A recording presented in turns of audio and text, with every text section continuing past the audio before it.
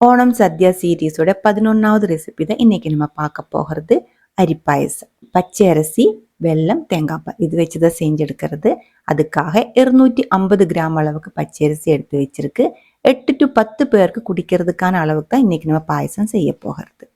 1/2 kilo அளவுக்கு dark கலர்ல இருக்கிற வெல்லத்துக்குள்ள 1/2 கப் அளவு தண்ணி ஊற்றி கரையை வச்சு எடுத்து மாற்றி வச்சுக்கோங்க.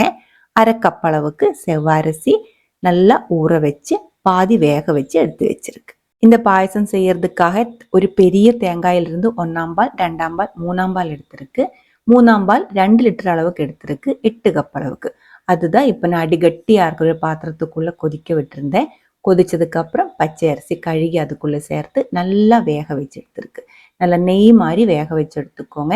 அதுக்கப்புறம் நம்ம இதுக்குள்ளே வெல்லத்தோட சிரப்பு அரிச்சு ஊற்றிடலாம். வெல்லம் ஊற்றினதுக்கு அப்புறம் அரிசி வேகாது, இன்னும் கொஞ்சம் கட்டியாக தான் செய்யும். அதனால நல்லா வெந்ததுக்கு அப்புறம் மட்டும் வெல்லம் அதுக்குள்ள அரிச்சு ஊற்றிக்கோங்க. நம்ம ஊற வச்சு பாதி வேக வச்சு எடுத்து வச்சிருக்கிற செவ்வரிசி கூடி நான் அதுக்குள்ள சேர்த்துருக்கு. இதே மாதிரி நல்ல ஒரு டார்க் கலர்ல அந்த வெல்லம் ஃபுல்லா அரிசிக்குள்ள அப்சர்வ் ஆகி கொஞ்சம் திக்கா வரும்போது நம்ம இதுக்குள்ள 2ஆம் பால் ஊற்றிடலாம். 2ஆம் பால் 2.5 கப் அளவுக்கு இருக்கு. அது ஊற்றினதுக்கு அப்புறம் நல்லா கலந்து விட்டுக்கோங்க. நல்லா கொதிச்சு இது இந்த 2ஆம் பால் அந்த அரிசிக்குள்ள ஃபுல்லாக அப்சர்வ் ஆகி இந்த பாயசம் இதே மாதிரி நல்லா திக்காக க்ரீமியாக வர ஆரம்பிக்கும். மீடியம் ஃப்ளேமில் தீ வச்சுக்கோங்க. அதுக்கப்புறம் 10 ஏலக்காய் இடித்து சேர்த்துருக்கு. பவுடரில் நான் ஃப்ரெஷ்ஷாக இடித்து தான் சேர்த்துருக்கு. அதுதான் எப்போவுமே டேஸ்ட்டாக இருக்கும்.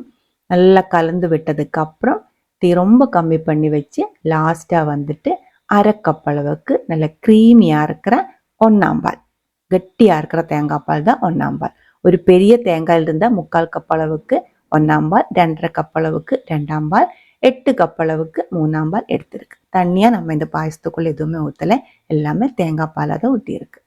கட்டியாக இருக்கிற 3ஆம் பால் ஊற்றினதுக்கப்புறம் ரொம்ப கொதிக்கக்கூடாது. நல்லா கலந்து விட்டு மிக்ஸ் ஆனதுக்கப்புறம் தீ ஆஃப் பண்ணிக்கோங்க.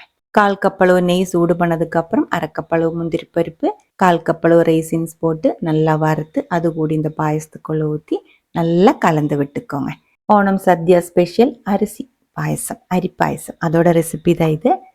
இன்னும் நிறைய வெரைட்டி பாயசம் இருக்குது. அது அடுத்த வீடியோவில் நம்ம அப்லோட் பண்ணிடலாம்.